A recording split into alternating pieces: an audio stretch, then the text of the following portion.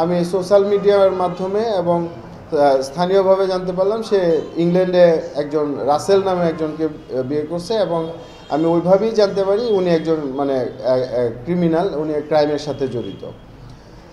তো আমি শুনতে পারতেছি যে সানভিকে ওইখানে নিয়ে যাবে। এখন সানভিকে ওইখানে নিয়ে যাবে, তো এটা তো আমার জন্য খুব টেনশনের বিষয় যে আমার মেয়ের ফিউচারটা কি। একজন এই ছোট্ট বয়সে 11 বছর বয়স আমার মেয়েটাকে নিয়ে যাবে ওইখানে একজন ক্রিমিনালের কাছে, তাহলে আমার মেয়ের ভবিষ্যৎ কী।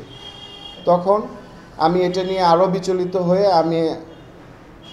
আমি এর মধ্যে আমি মামলাও করি, এবং আমি ফেসবুকে আমি বিভিন্ন জনের সাথে কথা বলে আমি ফেসবুকে লাইভ এবং বিভিন্ন ধরনের পোস্ট, মানে আমার মেয়েকে আটকানোর জন্য আমি বাবা হিসেবে যতটুকু চেষ্টা করার আমি করে যাই।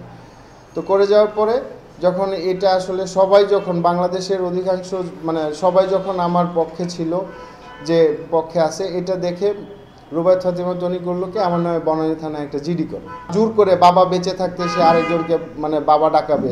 তাই আমার মেয়ে তো এমনিতেই ট্রমায় চলে যাচ্ছে, যে আমি সকালে ঘুম থেকে উঠেই দেখি আমার বাবা পরিবর্তন, আমার বাবা থাকতে আমি বাবা ডাকতে পারতেছি না, আমার বাবা থাকতে আমি আমার বাবার কাছে যাইতে পারতেছি না।